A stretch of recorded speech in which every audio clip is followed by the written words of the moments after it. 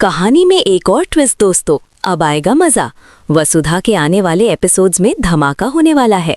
कहानी अब उस मोड़ पर आ चुकी है जहां रिश्तों और तकदीर की जंग शुरू होने वाली है। हर तरफ सिर्फ एक ही सवाल गूंज रहा है, क्या देव की जान खतरे में है? ड्रामा तब और तेज हो जाता है जब पंडित जी देव और नंदिनी की कुंडली मिलाते हैं। जैसे ही कुंडली देखी जाती है, पंडित जी का चेहरा बिल्कुल पीला पड़ जाता है।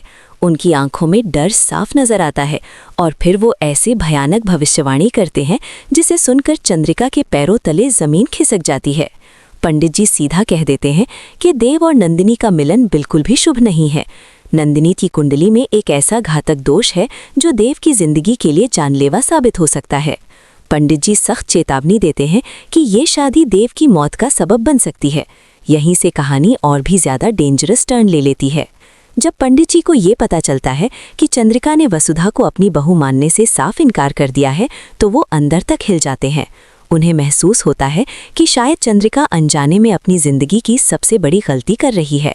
लेकिन दूसरी तरफ चंद्रिका अपनी जिद पर अडिग रही है। उन्हें लगता है कि पंडित जी की बातें या तो सिर्फ इत्तेफाक है या फिर बेकार का डर। और फिर वो पंडित जी की चेतावनी को नज़रअंदाज करके देव और नंदिनी की शादी की तैयारियां जारी रखने का फैसला कर लेती हैं। अब कहानी का सबसे इमोशनल और पावरफुल हिस्सा शुरू होता है। जब ये खतरनाक सच वसुधा के सामने आता है तो उसके होश उड़ जाते हैं। वसुधा देव से बेइंतहा निस्वार्थ प्यार करती है और वो देव की जान को खतरे में बिल्कुल भी नहीं देख सकती। अब वसुधा के सामने है जिंदगी का सबसे बड़ा इम्तिहान। एक तरफ चंद्रिका का सख्त हुक्म और नफरत और दूसरी तरफ देव की जिंदगी का सवाल। वसुधा अब कसम खा लेती है कि चाहे कुछ भी हो जाए वो देव की जान पर आंच नहीं आने देगी। वो तय कर लेती है कि ये शादी हर हाल में रोकी जाएगी।